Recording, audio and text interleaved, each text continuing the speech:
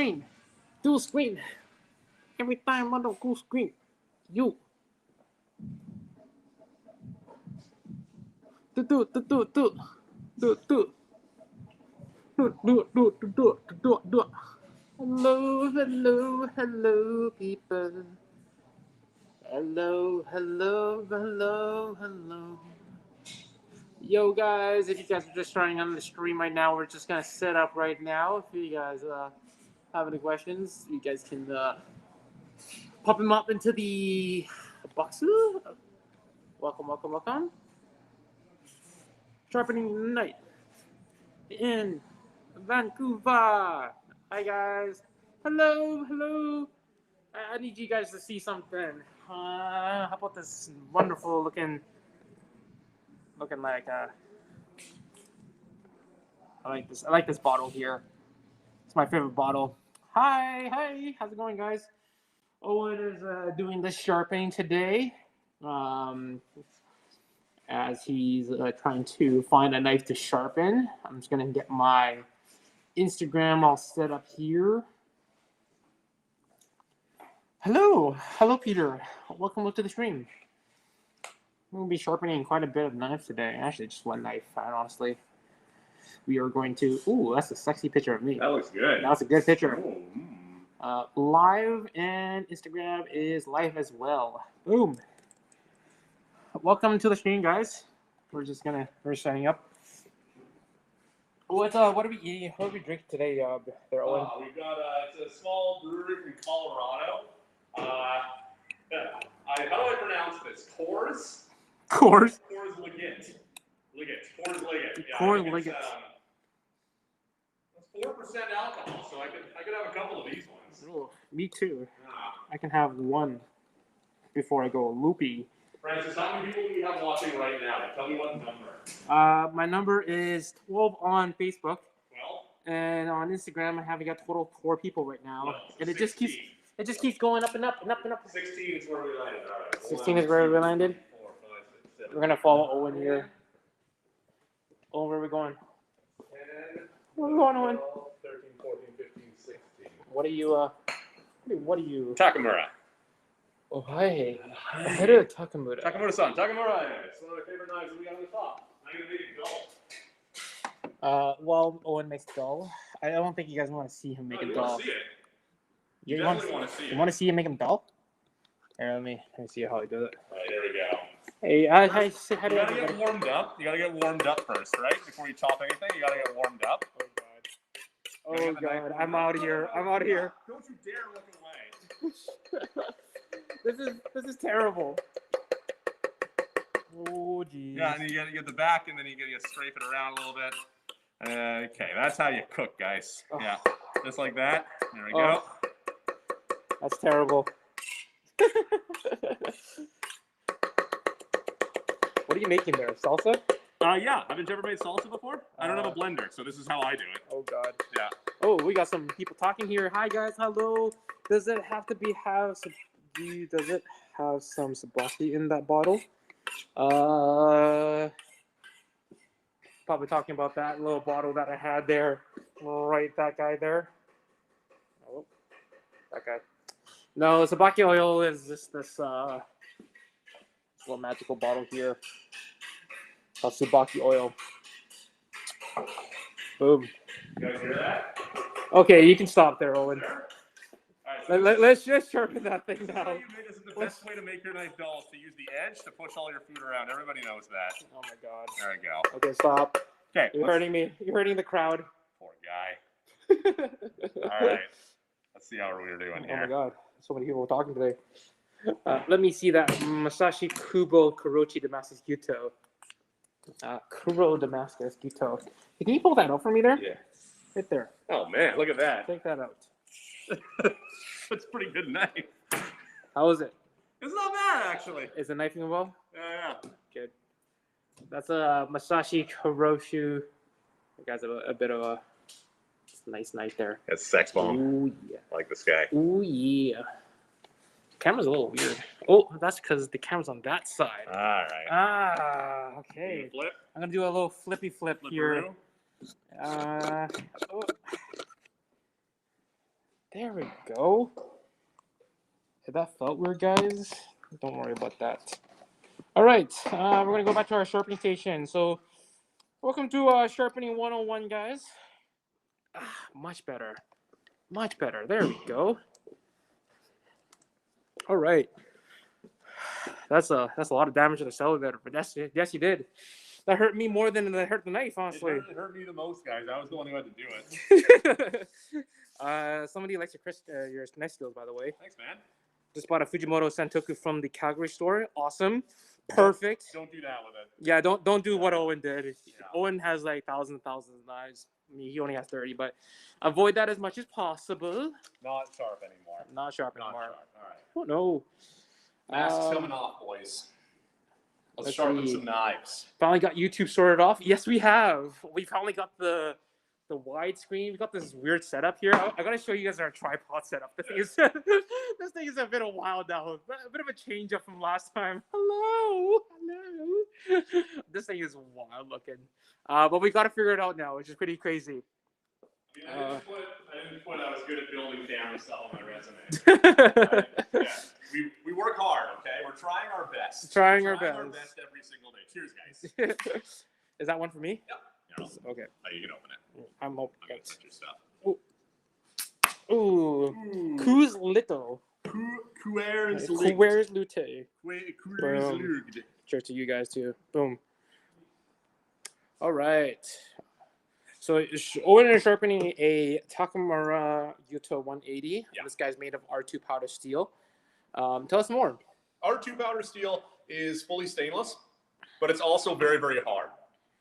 Powder steel is really well known for being able to hold an edge for an extremely long time while not ever succumbing to any sort of rust or discoloration as long as you put a modicum of care into it.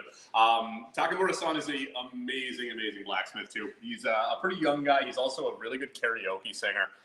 His father, I think, has like the Medal of Honor from the Emperor of friggin' Japan for making knives. So yeah, he's got a pretty good pedigree. Really amazing blacksmith. Really, really dialed in production. Easily one of my favorites in the shop. I think this guy is $250. You know, not too shabs, right? It's my favorite. Yeah. So stones I'm going to use today.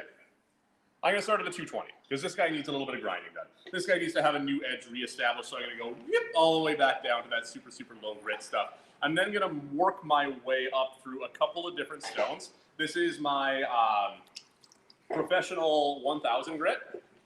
1000 Pro is easily one of the best stones that we got in the shop here. These guys are very, very, very, very hard. They hold their shape extremely well. They cut steel really well. They have amazing feedback. And I'm just going to keep that train rolling with this guy. This is our professional 3000 grit. This, I have been told, is the actual sharpening stone that Takamura's workshop uses. They have this guy to finish off all of his knives on, so I'm going to follow suit. I'm going to do it the same way. So you don't always need to start at a 220 grit. If your knife is actually like in pretty good shape, this might be overkill, but this knife's kind of dull. So I want to bring that edge back to it. A lot of people ask, how do I know if I should be soaking my stone? You notice I pulled this guy out of a bucket of water here. It's an easy answer. If you take the stone, like this guy, Nightforce 4000. If you take that stone, it was just sitting here in the rack, it's not pre-soaked or anything, and I pour water on it, water stays put.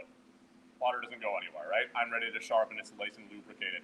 If I take my stone, like this guy, and I pour water on it, this is another Knifewear 220, and I pour water on this guy, very, very fast absorption of this guy, right? So this is water rushing into all of those pores in the stone. It needs to get saturated before it will let water sit on top. So this is the stone telling you that it wants to be soaked. So make sure you listen to your stone and do what it says, right? If you take one of these stones, like this 3000, this is a non-soaking stone. If you take that and if you try to soak it, you might end up damaging the way that the stone works. So listen to your stones. Yeah, you know what? Like this stone is it's got a bit of a story to it. This is not the first side. This side's actually perfectly fine. We once over-soaked this knife, the stone, quite a bit on this other side. You can't really see it, but like it's got like a lot of cracks on this side. So as soon as we start to use this for a little bit more longer, we might reach into those that dry spot. So that's just due to over-soaking this stone for too long. Whoopsie daisy. Whoopsie daisy. Yeah. Owen. Hey, don't I'm kidding. That was my fault.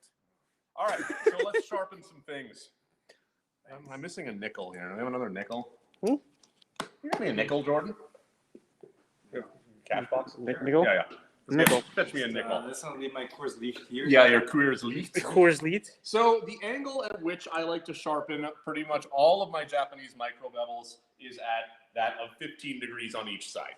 15 degrees is a pretty low number. It's going to be a pretty narrow edge. I like to do my European steel like Henkel with stuff, that sort of thing. I like to raise that angle up to about 22.5 degrees. The reason there is because European steel is typically fairly soft. So if I took that soft material and put this really thin edge on it, it wouldn't hold an edge for a long time. Japanese steel, on the other hand, is a lot harder. So I can put a really, really low angle on it and get a really nice sharp edge, really get the knife's full potential, right, at that 15-degree angle. So there's a few different ways to measure this angle. Now, a lot of people really focus on this angle. A lot of people really, really think that that's like the most important thing. It's really not. What you want to focus on is getting into the right ballpark and then staying consistent, right? If you're off a degree or two, it's not really going to make much of a difference at the end as long as you're in the right area. So there's a lot of ways to guess your angle here. You can do it the old-fashioned way. This is 90 degrees. This is 45 degrees. Cut that in half. I cut that in half again roughly. I'm about 22. And I take that down a little bit. I'm about 15. Right? You can always eyeball it like that.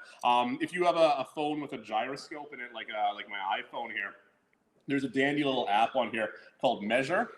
And you finally have your iPhone. Yeah. And it's got here. Let's take it, pop it down here, and you can hit 0 and level it off and see exactly what 15 degrees should look like. That'll give you a good idea, right? 0, 15. That's exactly 15 degrees right there, and then we got 22 degrees up there for European. 15, 22. Yeah. So that's a pretty handy tool. Might not be the best idea to have your phone in your sharpening bucket. You do you. Another really great way is to get yourself a toe grip, one of these guys over here. This is basically just a little clip. It's a little clip that goes onto the back of your knife, like that. Sticks right on there. And then you can just put that thing flat down onto your stone, and it's setting that angle for you. Do not use this on a fancy mirror polished or $2,000 knife because it does leave little marks along the back of your knife. So if you're practicing on like a basic knife, it's no big deal. If it's really used, if it already has some marks, you're not going to ruin it or anything like that. I'm gonna show you guys next week some of my own secret techniques of angles. They're not going to be very good secrets then, are they? Yeah. You're just going to screw yourself. Yeah, you're just going to, like, everybody's going to start their own big brand of sharpening. Oh, shit. Or is it Fantastic Sharpening now? Yeah, it's fantastic. Fantastic. Oh, yeah. No. You can follow Francis at Fantastic Sharpening, or you can just This is a stack of nickels. There's 3 nickels on there, and there is 1 nickel in front of that stack of nickels. 15 cents. 1 cent for every degree. The spacer there, I put my knife next to the spacer. I remove the spacer and I put it aside. I then put my knife down onto that stack of nickels. Presto, 15-ish degrees. That is a very, very close representation to a 15-degree angle. If I was doing a Western knife, I would have a stack of 4 nickels here to give me my angle, right? So you get those guys out of the way. You remember what that felt like, and you hit that back up on your stone. So let's sharpen. Want to know my secrets? Tune in next week. I don't have any secrets. I'm an open book, guys. You don't need to worry about me. I won't keep secrets from you like Francis will. What's your Instagram? I don't have. I don't have one, and I never will. Knifewear. That's his page. Literally, Owen just looks at Knifewear pages. You can reach me at Knifewear. Owen at Knifewear. 8 Oh, hours at a day, Knifewear. 5 days a week. That's Or it. you can just find him at Knifewear. Yeah. Like Whatever. Literally, not at. Like Yeah. at. Like literally at Knifewear, like right here. Right, there's my 15-degree angle. I'm holding the stone, or the knife at around a 45-degree angle across the stone, simply because it's comfortable. I like to have my elbows down on my side. I like to be able to maintain this posture. I like to not be uncomfortable. A lot of people do that sort of thing. Got your elbow way out. You sort of have to claw your hand onto the blade here. This is very uncomfortable for me, so I'm just going to relax. I'm going to keep my feet about shoulder width apart. I'm going to put my elbows down on my side, and I'm going to have the angle about 45 degrees across here. You're relaxed a bit, man. You got to be relaxed. You're relaxed. You guys chill. You gotta chill out. You'll relax a bit. Listen to the water. You'll relax a Pretend bit. it's a waterfall. Ooh. Oh. Shut up. Oh. Fingers will Oh. go close to the edge of the knife, but not actually touching the stone. 3 fingers right at the chin, applying a little bit of downward pressure, and we're going to start back and forth. Oh. Hello, Masashi-san. Hi. Hello. Welcome to the stream. Is Masashi-san here? Masashi's in the Crazy stream. blacksmith Masashi. Crazy blacksmith Masashi. Hi. Nice to see you again, Masashi. Hi. Am I the only one that calculates the height of the spine with the width of the blade? Yeah, you could actually. Like, I've heard of this actually. Like each degree of angle, it's about the size of width of your angle of your blade. I forgot how it works. I gotta do some research on this. So you notice I'm reapplying water fairly regularly. Whenever it starts to get a little bit loud, that means that it's becoming unlubricated. I put some more water on and it quiets down very nicely. So I've got my fingers very close to the edge, but not hanging over the edge, because I don't want to run my fingers back and forth across the stone, because that will lead to stone finger. You'll start bleeding all over the place. Oh, I got that today. Yeah, it happens I to the got best that of us. Don't be ashamed. This is not a cut. This is a stone finger. Yeah, if you see any of the staff here with band-aids, it's very rare that it's because of the knives. It's always because of the stones. So it's because of stones. I've been rubbing my finger all over this stone. So I took a few strokes back and forth on here, and now what I'm feeling for is what we call burr. And burr can mean a number of things, but in this sharpening context, burr is the piece of wire that I pushed over to the one side of the knife. There's some steel that goes into the water and goes into the bucket. There's some steel that gets pushed off in one direction, and then you can feel for it with your fingers. I put my thumb or my fingers on the face of the knife that I did not sharpen, and I run my thumb off the edge and feel for a little curl of steel, a little wire that's going to feel on the edge of your blade there. You hear that? There's burr on this knife. Up here, much quieter, right? Yeah. Yeah, there's a bit of a difference. I don't know if the audio can pick it up, but yeah, the burr should feel very obvious on the one side. If you don't feel it, just continue to sharpen. Keep going. I feel that burr quite strong, so I'm going to move into the next section of my knife. Once you feel that burr, you can move on to the next section. I work in 3 finger widths. It's the exact same motion. If you feel like your angle is wrong, probably is. Measure again if you're measuring your angle.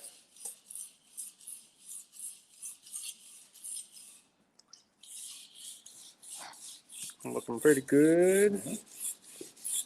Notice I'm also trying to use as much of the stone as I can. There's a few different sort of ways to do this. You can either do nice long strokes like I'm doing here, and you can see I'm sort of migrating left and right a little bit, back and forth. I'm trying to use my stone very evenly. I want to use the entire surface of the stone if I can. You can also work in little sections, but move around quite a bit more. I find that this is a little bit harder to hold my angle steady at, so I prefer this way.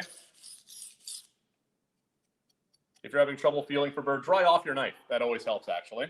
Dry off your knife, dry off your hand. And feel that burr all the way up. So more or less this whole sort of flat section of my knife, I'm feeling that burr on. I'm ready to move into the tip. So the tip's a little bit trickier. I like to do the tip sort of in one movement. I like to sort of do a swooping motion. So I spread my fingers out a little bit from the belly, where the knife begins to curve, from the belly, middle, right to the tip. I put the knife flat down on the stone, just like I was before, same angle. As I draw towards my body, I lift my elbow up over here and point that tip of the knife down towards the stone. As I go the other way, I flatten the knife back out and put the body of the knife, like the flat part, down on the stone. Yeah, you can see his elbow go up, go down, go up and down. Oh, you're too fast for my finger to follow, but yep, there you go. See, up and down, up and down. It's nice little. That looks sweet. That looks pretty sweet. Awesome. My finger is pretty sweet looking. Nice. I'm pretty sweet looking finger. So take your time when you're doing this part, because this takes a little bit of practice. Go nice and slow. This is the part that it's easiest to lose your angle at. And you can always tip down toward the stone a little bit more than you think you should be. Yeah. A little bit more. You really want to get all the way to the tip of the knife. It kind of feels like you're really like almost feels like you're poking the stone. Almost feels like you're doing something wrong. Yeah. But sometimes you got to do it. You got to do it. Wrong, you know? Okay. You're going to miss me next week. Yeah. You guys are going to miss me next week. I'm going to be fine.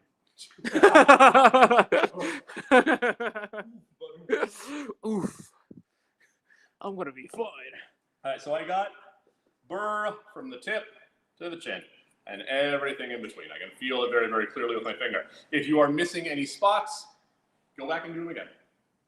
No shame in it. It's good? Cuers? Cuers. Pretty good. Tasty. Yes. Fucking shitty. You guys are idiots. What are you talking about? It's tasty. Who doesn't like Coors? I really like the, you know, when you can see the mountain, that means the beer is cold. Yeah. I totally forgot. Trouble with that. I totally forgot about that. Yeah. I never waited for the mountains to turn cold. No, it's like sometimes I reach out and I touch and I'm like, is that cold? I don't know. Is that cold? Everything's cold to me. I'm going to do the other side of my knife now. So you can take your stack of nickels, you can take your iPhone, you can take your whatever it is that you're measuring with. If you got a different system, good on ya. You don't have to do what I tell you. I'm a knife sharpener, not a cop. I'm going to take my spacer. I'm going to put my knife right next to it. I'm going to remove the spacer, and I'm going to pop my knife right on here. By the way, I got a fancy sharpening bucket here. I bought it from Staples. This stone holder that I'm using, though, you definitely should get a stone holder. This is the Nightforce Stoneholder. It's 33 bones. They have little rubber feet and little twisties on here. They're very, very easy to operate, but we also sell sink bridges and spring-loaded stone holders, too. Whoa! This is the sink bridge. This is that little fancy contraption that we sell here. This is the bamboo bridge here. So this kind of where it sits on the sink. And then this top part and this bottom part actually slides down. And then you can extend it out as long as you want. Hopefully you don't have a huge sink. And then we also have our classic stone holder. This guy's about $32. If you guys are lazy, you guys can go get the spring-loaded one. This is fancy. You can't use it. Okay. Yeah. Okay. I have weak fingers, okay, guys, so I don't like using it. All right, so about 15 degrees. I measured with my nickels. Fingers nice and close to the edge, but not touching the stone. Wait, hold on. Yeah. I gotta tap the Rockies for this guy here. There we go. There we go. All right, going back and forth. Exact same motion as before. I don't know if y'all saw our Francis's lovely reel on Knifewear last week, but he had like his tablet set up on the other side so that he could watch himself sharpening. That's a really, really handy trick. You could also use, I don't know, what are those old things called? A mirror? A mirror. That's what they're called, mirror. A mirror. Yeah. So you can put a mirror on the other side here, and then you can see what you're doing as well. He got me. Who's got one of those? You got me. Yeah. I keep it with my sundial. Keep it with my sundial. Next to my abacus and my sundial, I have a mirror. You're wild. I'm basically doing the exact same thing here. I'm taking a few strokes, and then I feel for burr, and then I move into the next section once I get it. Nice. And again, like I'm holding the knife a little bit at a different sort of angle across the stone. That doesn't make a difference when we're just doing micro bevel sharpening like this. If you want to learn about wide bevel sharpening and how to get good scratch patterns, you should watch Nauto's show. He's on tomorrow at 3 p.m. Mountain Time, 4 p.m. Pacific. That's where the real nerds hang out. 3 p.m. Pacific, 4 p.m. Mountain Time. Yeah. 4 p.m. What is time now? There's no time. I don't follow time anymore. I think it's weeks. I watched Interstellar. Yeah. I'm going to keep going back and forth here until I can feel my burr all the way up to the tip, and then I'm going to do that tip technique again. Yep. Yeah, really, if you guys want to really nerd out, go to Nauto's Nerd Hour. He's pretty good at it. Amazing. It's all right. It's all right. Yo, how was it okay? How it was good? Is he good? Yeah. He's all right. He's probably like the one, I don't know, third best in Canada. First in Canada. What is Canada? What is Canada? What even is Canada? I watched Interstellar. They didn't mention it once. So that tip technique again, I'll show it one more time, nice and slow. Fingers sort of spread out from the belly up to the tip. I lift as I go back, and I drop, and I lift, and I drop. You can see how I sort of angle that tip down right into that stone there. It almost looks like I'm going to gouge into it, but not quite. Look at that angle on that tip there. It kind of looks a little bit funky, but yeah. It really... That's how you do it, bruz. You got to do the tip. Hey, here's a tip for you. Do the tip. Hot tip. Sharp hot tip. Ooh. Excuse me. Ooh. Okay. That was a hot one. Well, I'm going to just stand back a bit. Oh, come on, man. Don't call me out like this. Be nice. I can feel the burr on both. Well, I can't feel it on both sides of my head, but I have felt it on both sides of my head. You will never feel the burr on both sides of your knife simultaneously. That's impossible. There you go. Done. All right, so there's my 220 grit stone. That is the hard part, and the most important part is getting a good edge established onto your knife. Being able to feel for that burr, being able to get that burr consistent from one end of the knife to the other.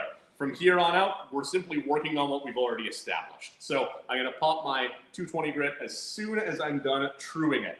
I'm going to give this guy a little bit more water here, and I'm going to grab my trusty truing stone and my trusty diamond plate. So these are both truing tools. You have to keep your stones flat, or else your stones will not work properly. If you have a dished out, ruined stone, you are going to have a miserable time sharpening. Wait, hold on. Jordan, name a random object. One other can of course leaves. You're drawing your can of cord leaves. All right, so it's very important that you draw something, anything on your stone before you true it. If you're a big boring fuddy-duddy, you can just draw a grid. I miss these days. But I'm going to draw a Coors Light. Hey, you said it wrong. I need full silence. Okay.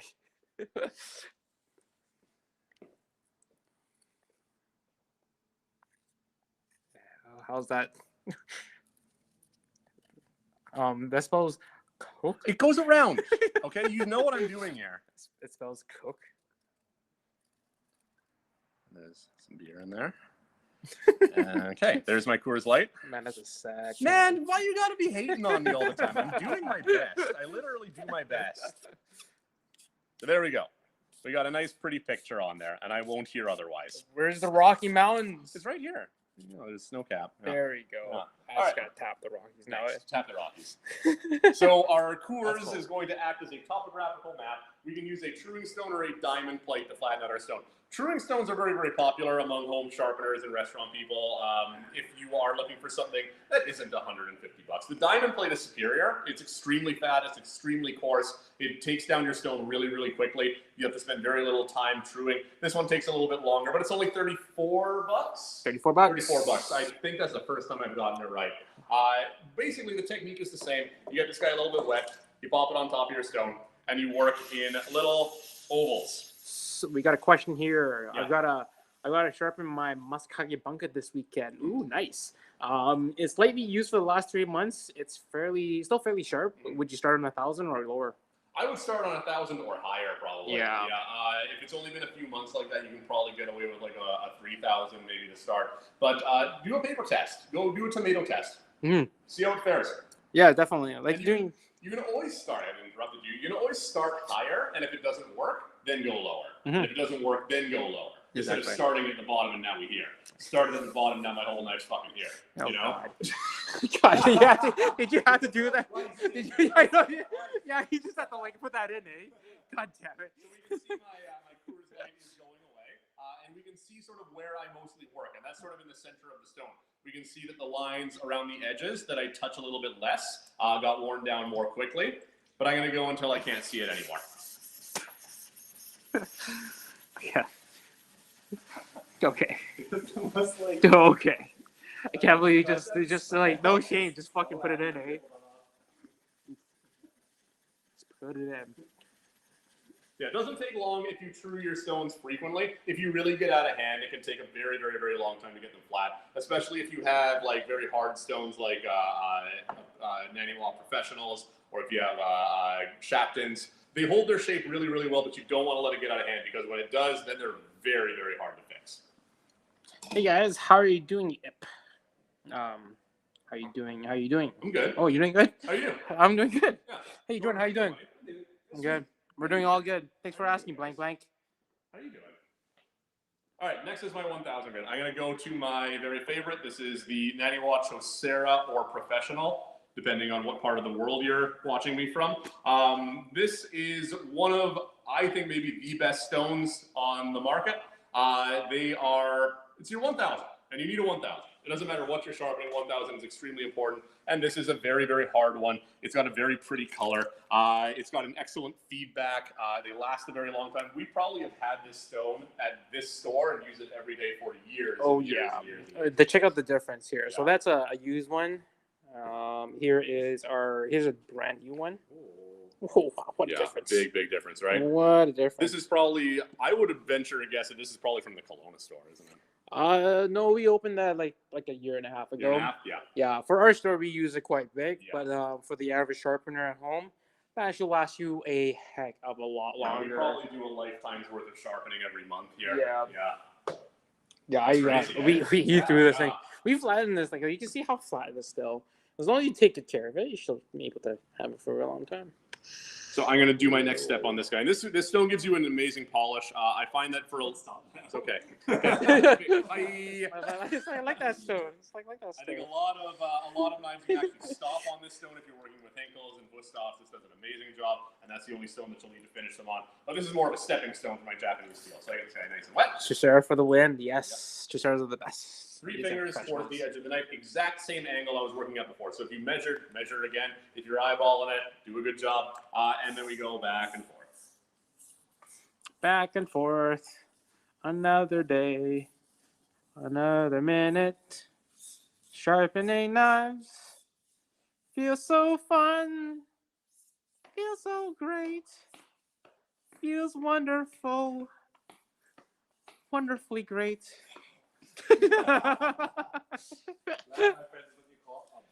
You brought me to tears. I'm sorry, that was just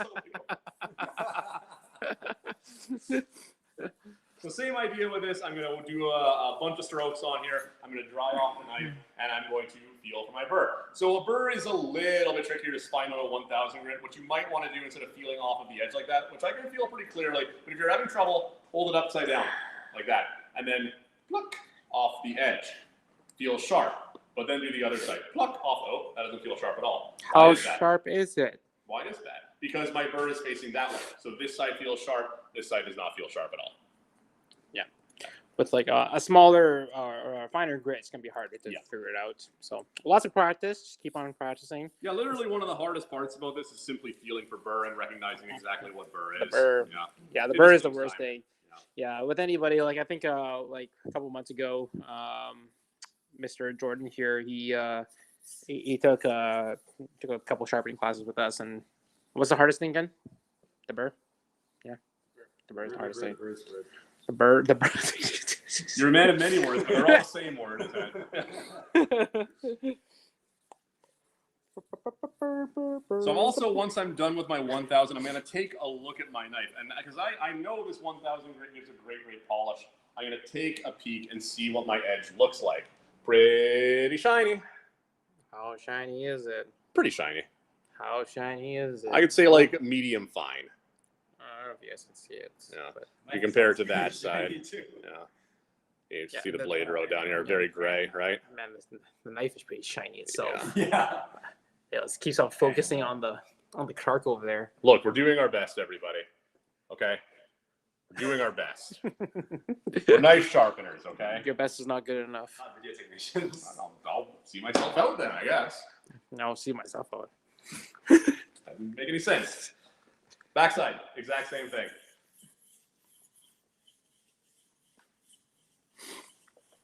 Oh, the wonderful sounds. Good sound, isn't it? It's good sound. Yeah. Good setting stone. It's pure ASMR. What does that stand for? Anybody want to let us know what ASMR stands for? Pop it in the comments there. I'm kind of curious. You guys gotta Google it. Jordan's Googling it right now. If anybody, Yeah,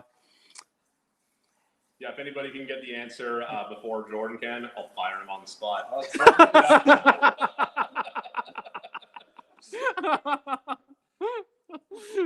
autonomous sensing meridian response. I would have never guessed that. I don't think anyone would. Feel my burr all the way along, nice and shiny on both sides. And now I'm just going to finish this on a 3000 grit. So it might seem strange to finish a very hard steel on a 3000 grit stone, but this is how Takamura does it, and Takamura made the knife. So I'm going to trust Takamura. This is a great stone, by the way, the 3000 grit. We'll have them back in stock very soon. I don't know if you've reached out at all, but you might already know that a bunch of our stuff is held up in customs, which we have no control over.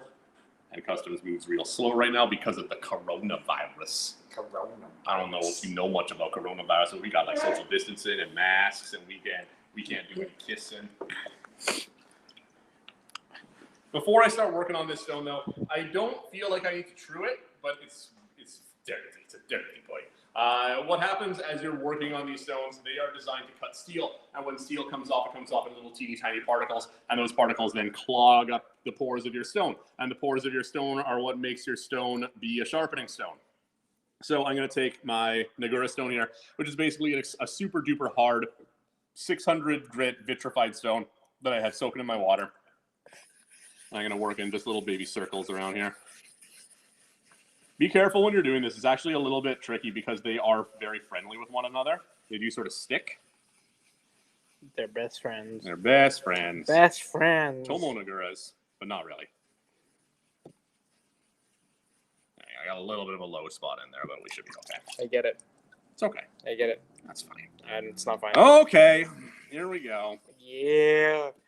Do it. Sorry, I have really. I have. I'm not going to continue until I hear you two chant. I'm just gonna do it myself. No, then. chant. There he goes. He's gone with my fingers. Hey, look at that. My fingers I can still see it. My fingers are the girl stone. Yeah, I get it. My fingers are the girl stone. Okay. I'm going to get you to just back up a little bit. Okay. Okay. Okay. Bye. Bye. And so this is a very, very, very hard polishing stone, and it is not really going to remove a great deal of steel. So feeling burr on it can be very, very difficult. But I think that there are better cues to tell you when you're done in the section that you're working on. I'm going to start, and we're going to listen, and I'm going to feel. So feel is extremely important with these stones. As your steel becomes polished steel has a little bit more of like almost a sticky quality when it's wet. So I'm starting to feel a little bit of resistance develop when I change directions. A little bit of sort of a stick at the back and at the front there. Once I'm feeling that sort of sticky kind of feeling, I keep going a little bit longer, make sure it's all nice and perfectly evenly polished, and then I move down a little bit. We can also see a little bit of swarf or slurry starting to develop on the face of the stone. That's a little bit of ceramic and a little bit of steel sort of mixing together to a delicious melange of sharpening goodness. You always want to keep a little bit of that swarf on there because it helps the stone work a little bit faster. Love the sound of this stone. It's a good one, man. It's good stuff. Good stone. That's a pretty good stone there you got there, boy. Thanks, homie. That's a pretty good looking stone.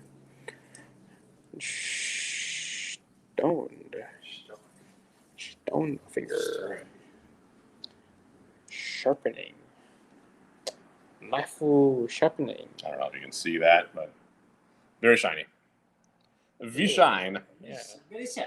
Yeah. Yeah, actually. Very nice. Glare towards my camera.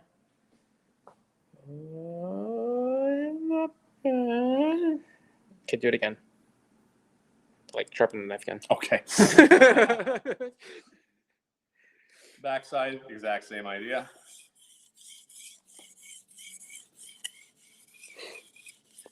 Now, if you guys have any questions about anything that's Owen's doing right now, like what is he sharpening?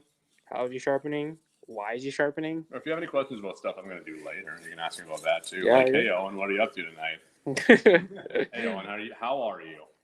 Hey, Not what are you doing? When How are you doing? when are you gonna cook tonight? I'm gonna reheat some Hassenpfeffer. Awesome, And I'm gonna make some Spitzel. Schnitzel. Spitzel. Spitzel. Spitzel. Spitzel. Spitzel. Spitzel. Spitzel. Special. Spitzel. Oh, I love special. I love special. Spitzel. Special. Yeah. All right. I love it. I'm gonna make a what am I gonna make tonight? You know what? I'm not gonna eat tonight. Yeah, you are. No, I'm not. Oh, It's a little late. Francis. Francis is gonna eat a whole cucumber salad. He's gonna have some toothpaste. Everyone has toothpaste as dessert. Toothpaste for dessert. Yeah. See, it's the universal dessert. Yeah. Peter Bakasi, I put a request for R2 Shibata Kotetsu. Oh, super popular right now. Yeah, I wish we had some of those on hand right now. They're so nice, man. Yeah. Do we know when the next one will come in? I've got no idea. Sorry, my friend. I'm thinking These- probably March we should be seeing a few of them come on by. But it's been a minute. Yeah, It's been a no minute. hard guarantees, just Yeah. because the shipments have been in and out.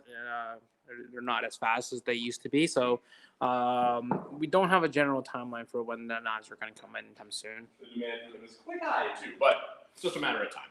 What's the best restaurant in Canada? Ooh, that's a tricky question. In Canada, huh? That's a tricky question. What about your what's your opinion? What's the best Well, I've place? never been to any restaurants in Toronto. I've never been to any restaurants in Montreal. But my favorite restaurant in Vancouver, probably Savio. Savio Volpe is always a really good bet. I've eaten at Botanist before. That place is absolutely insane. Yeah. And big shout out to my friends back in Edmonton at Bira and Ucholino. Those guys are amazing too. No. Yeah.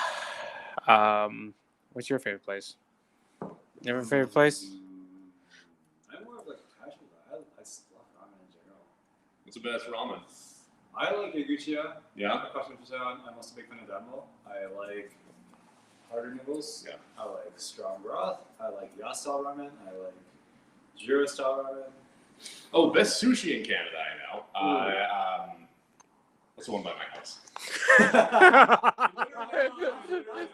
Like, oh. I can never remember. Masayoshi. Masayoshi is literally the best sushi in Canada. If you're ever in Vancouver and you want great sushi, plan ahead. It's like $100 a head. They only do omakase. That place is nuts. Maybe it's my favorite restaurant in the country. All right, this is a strop. A strop. I have this strop. It is a paddle strop. It is loaded up with chromium oxide, which is a jeweler's rouge. It looks like that. It's like a big green crayon. So this is the suede side. I like to put a little bit of this stuff on there because this stuff helps polish material. And my knife, I want it to be polished because polished steel cuts better. It slices more nicely. I could eat very thin shaved veggie slices on a knife demo. Oh, I've been doing. We have some. No, I made it into mulch. Yeah, we got some food back there, don't we? Yeah, I can have some second half of sauce. Yeah, there's no tomato. Yeah, I can slice up a tomato for you. I'll slice up a tomato for you guys. But I got to strop first. Just for me. I strop at the exact same angle that I sharpen at, about 15 degrees. I find it's easy to work in sections on your knife, but it's also easy to lose your angle because it's very tempting to sort of lift when you get to the back end there and change your angle upwards. So try to keep it as consistent as you possibly can. Consistent as you possibly can. Yeah. Consistency is key for a lot of sharpening. Mm-hmm. Like if you can keep your angles consistent, if you can keep your angles on the stropping consistent, if you can just keep the pressure consistent and all that kind of fancy stuff, then overall your sharpening is going to get really, really good in the future. All of that takes practice. Practice. Yeah. Practice is key, guys. You gonna grab me that tomato?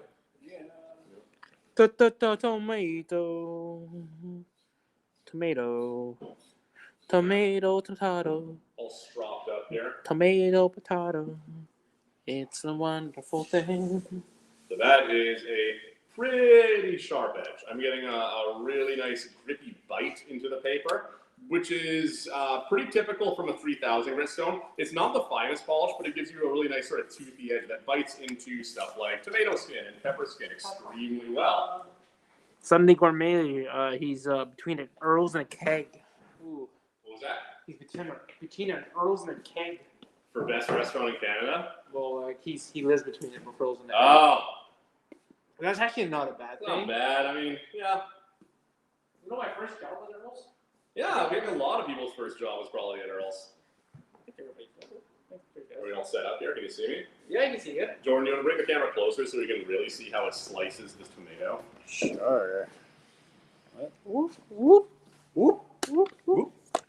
Oh, yeah. I'm just going to use the weight of the knife. Oh, yeah. Okay, I'm going to use the weight of the knife. Sick. I'm going to cut a little checkerboard into this guy. That's sick. That's sick. Really nice bite. That's sick. Whoop, whoop. Can you guys see that? Oh, You guys hear that? No resistant. Slick.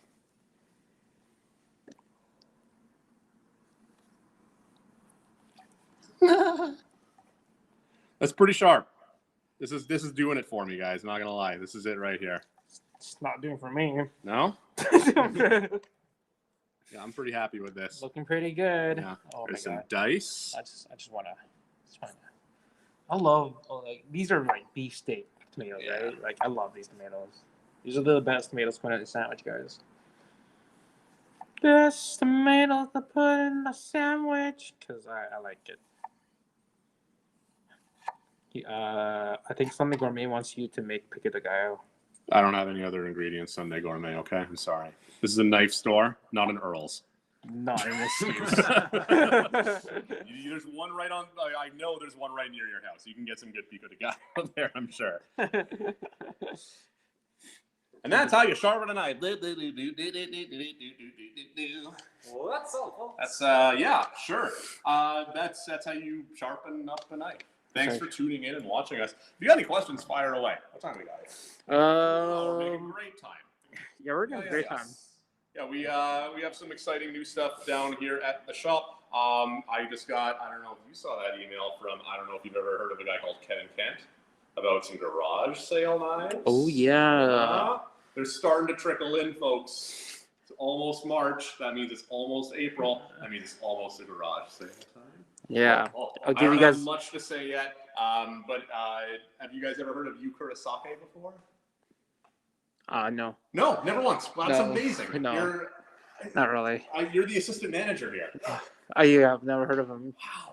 I felt like I met him before. Well, you're going to be in for a surprise. We got some dope Kurosakes. We also have some new lines coming into the shops right away here. I've got some Nigaras, brand new Kurochi R2 line coming on down. We got our Uul Sakai still. We just got restocked on Moritakas at our warehouse too. So if anybody they're waiting on Moritakas, now's the time to come and grab one. Oh, yeah. Yeah. What else we got going Listen, on? Listen, looking for a nice Gyuto around 300 millimeters or $300. I think it's probably dollars. Yeah. Yeah, I mean, I hope. You'll probably get something good. Yeah. Hey, Tim's got a really important question here. Yeah. Should he be getting the Scooby-Doo Band-Aids or the SpongeBob ones? SpongeBob. SpongeBob? Yeah. Nah, like SpongeBob's are pretty cool. I don't know. I like the Scooby-Doo ones too. I got nothing against Scooby-Doo's. You know what the best type of Band-Aids are? The ones that you put tape around in plastic when you don't have any. So this guy's around $300. This is $365. So it's a little bit more, but you should just get it anyway because I said so. This is made at Uul Sakai. This is a pretty new line for us, and it's actually a Uul Sakai and Knifewear collab. This is a full white carbon #2, extraordinarily well polished spine and choil on this guy. It's got a mirror polish down there. They are ground extraordinarily well, very, very straight and flat, very, very sharp out of the box. Wooden oak handle back here. Feels great in hand. Awesome balance on. A little bit on the thicker side up at the spine, which I really like. Gives it great weight. Man, the angles on this camera is crazy. What else we got here? We got Masakage Shibo in 334 for this dude. This is another full carbon guy. I got it tight. What can I say? This is Damascus made by Ukurasake, Francis. This is made by Ukurasake. Is it? Yes. Oh, I didn't know that. Yeah. This is a Masakage line, so it probably won't be here for long. If I was still a chef and I bought one of these, I would probably still be a chef instead of working here now. Yeah, I really like this knife a lot. Sorry, I forgot the name. Who was it made by? You are an idiot. He got me. He got me first.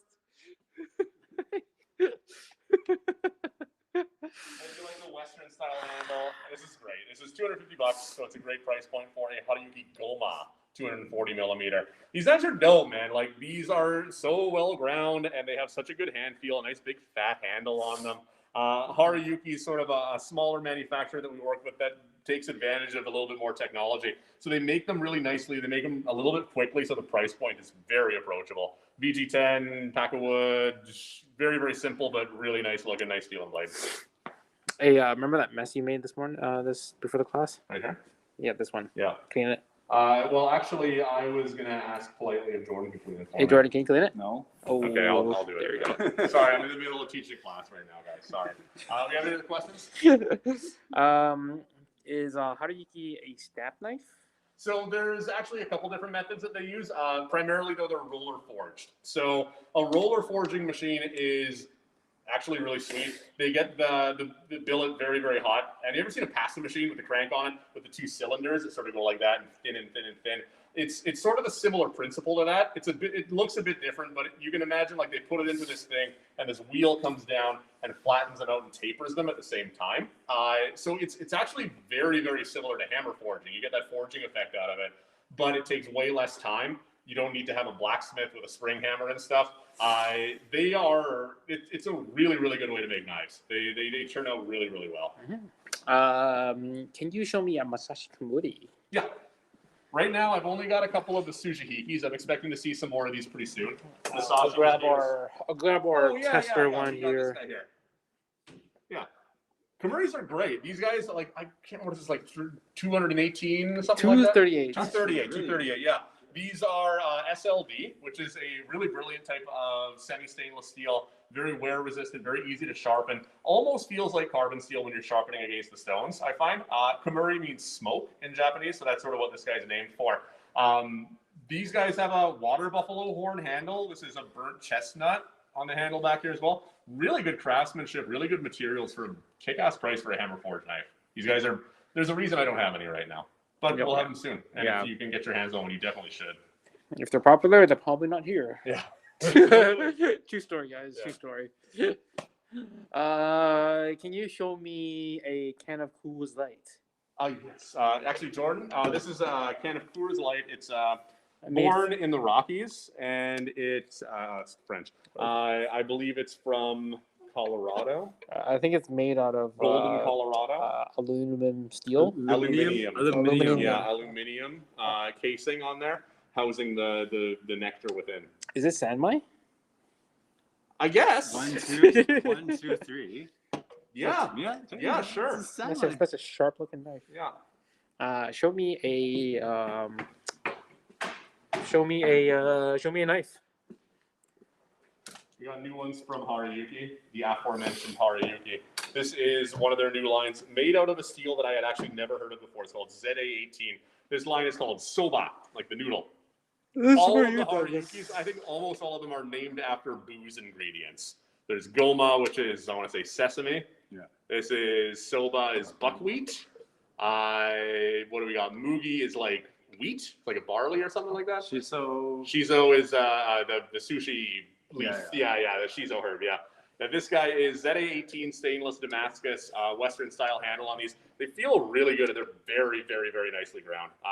Very thin. No, it's like 245. Yeah, these are really kick-ass knives. I love the look of them. I love the handle. Hey, point the choil at me. Point the choil at me. Oh yeah. Oh, it's thin. Look how thin it is. Look how thin it is. Yeah, disappears. Oh yeah. Oh, that thin. It just kind of disappears in your mask there. It is a thin knife there. Boom. Yeah, I like these Haruyukis a lot. If you're looking for something that's not really going to break the bank, if you're looking for something that's still going to impress you with performance. Oh yeah. They're rad. And just before we clock out of here, we also have we've got some more pass tools for you guys here. So, Edmonton has some new pass tools coming in too. They should have gotten today. So if you guys are in Edmonton, you guys can go pick up one yourself. They have all the tools that you see currently right now. So we got the Usimi board, this is the combo paddle. We got different sizes of rolling pins. We even have the Matarello. This has got a little of a nice little holding handle, so you can just roll with that while you hold that part. One of my favorites. The gentleman who makes them for us, he used to work at Savio, which may be the best restaurant in Canada. He says for every 100 grams of pasta dough you're working with, you need 1 foot of Matarello. Mm-hmm. Yeah. And he also has some nice brass cutters here. This one's let's see. What does kokuto mean? Brown sugar. Brown. Cane sugar. Is it cane sugar? Yeah. Brown sugar is goma, right? No, goma sesame seed. Oh, what's brown sugar then? No, I don't speak Japanese. I just know the word for Nightforce. This is much knowledge that I know. Yeah, the kokuto means cane sugar. So there's a couple of other ones too. Yeah, we got it. Okay, I'm gonna go through here. Hey, what's kuri? Kuri. Oh, I can't remember. Oh, I got you. Oh, I don't know, guys. Gotcha. Oh, I have to check my emails. Yeah, do you remember? Oh, you got me. Sorry, guys, I failed you all. Kuma is bear. Yokuma is Western bear. We got what other lines of it? Shinogi is a shinogi line on a knife. It's a knife term. I think that's all of them, right? Pretty much. Say them all. Yep. You got Tan Takatan. Tan Takatan. Tan Takatan is a type of. I think it is actually a type of shiso liquor, isn't it? Tan Curry Takatan. means chestnut. Curry chestnut. Oh, cool. Tan Takatan. Tan Takatan. I It's a forgot. lot of fun to say. Yeah, I'm pretty sure it's like a type of shiso. Yeah, it's like one of my favorite words to say. We do have the card here. Yeah, we do. Yeah. Hariyuki Tan Takatan. Oh, Yumi's gonna kill me for saying that. Yeah, you're being real racist and nobody likes it. Okay. Tan Takatan. There we go. Tan Takatan. That's pretty much it, guys. Yeah. Yeah, we're looking really good. Let's do a little outro here. Yeah, if you guys got any questions that you forgot at some point, didn't get them in there, just email us. You can reach me at owen@knifewear.com. You can reach Fran at francis@knifewear.com. You can also, for all general inquiries, you can reach us at hello@knifewear.com. Yeah. Next week, it's going to be, who's teaching next week? Just me. It's going to be Francis and maybe Either Jeevan or Jordan. or maybe Jordan, because I'm not going to be here. So have a great week, guys. Yeah, it's everybody. awesome chilling out with you tonight. Yeah, if you got any questions, just fire us a message. We're more than happy to help. Yep. We good? We got one more question here. Peter says, "What are you doing with the 1 inch belt sander behind your station?" Oh, we mostly use that for sharpening axes and doing very heavy duty repairs. Yeah, like it's not a machine that we. It's very easily accessible. Like you guys can probably buy one yourself, but it's not the machine that we use a lot. As you can see, we have two sharpening wheels right on the table there, and then we also have the big old sharpening wheel in the back here. This one is a bit of a strong beast boy, and then the belt sander just for any like general grinding, any heavy grinding. We sharpen axes, stuff like that inside here. The give on this thing helps get a nice convex on here. Yeah, I was repairing a couple of axes earlier today with this guy. Yeah, we do a couple other things, but we don't use this quite a bit. But we do if we have some large repairs that needs to be done. You don't want to regularly hit Japanese knives on something like this. Yeah. Not a great idea. All right, thanks guys, and like I said, if you guys have any questions about anything, shoot us at hello@knifewear.com or either me and Owen. And we'll be back here next week. Owen's going to be off, and you guys are going to see me. I'm cool anyways. I think they like you better than me anyway. You always get more questions. I'm an entertaining boy. You are. I'm a very entertaining boy. But Owen's pretty cool. Thanks, man. Owen's pretty cool. So nice. He's a lovely he's a lovely guy. Yeah. Thanks a lot, guys, and see you next time. Next time. Okay. Next time.